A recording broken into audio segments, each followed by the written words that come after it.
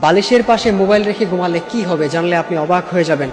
আপনি যদি বালিশের পাশে মোবাইল রেখে ঘুমান তাহলে আপনার মারাত্মক ক্ষতি হয়ে যাবে।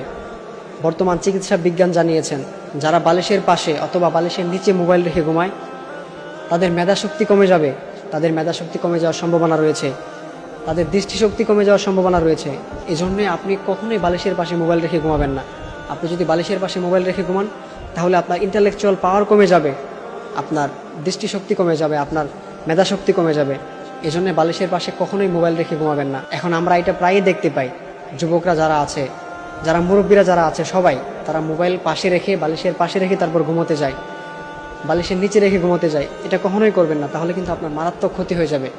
এখন অনেক যুবকরা আছেন বলেন যে হুজুর, আমি তো ফজরের নামাজ পড়ি, আমার সকালে অফিস আছে, আমার ডিউটি আছে, আমার ডিউটিতে যেতে হয়, তো সেই জন্য আমাকে অ্যালার্মটা দিতে হয়, মোবাইলটা পাশে রাখতে হয়। প্রিয় ভাইয়ের আমার, অ্যালার্মটা যদি জরুরি হয় আপনি বাজার থেকে একটা অ্যালার্ম ঘড়ি নিয়ে আসবেন। বাজারে অনেক অ্যালার্ম ঘড়ি পাওয়া যায়, আপনি সেই অ্যালার্মের ঘড়িগুলো নিয়ে আসবেন, নিয়ে এসে আপনি সেই ঘড়িতে অ্যালার্ম দিয়ে তারপর ঘুমোতে যাবেন। কিন্তু আপনি বালিশের পাশে মোবাইল রেখে ঘুমাবেন না। আপনি যদি এটা করেন তাহলে কিন্তু আপনার মারাত্মক ক্ষতি হয়ে যাবে।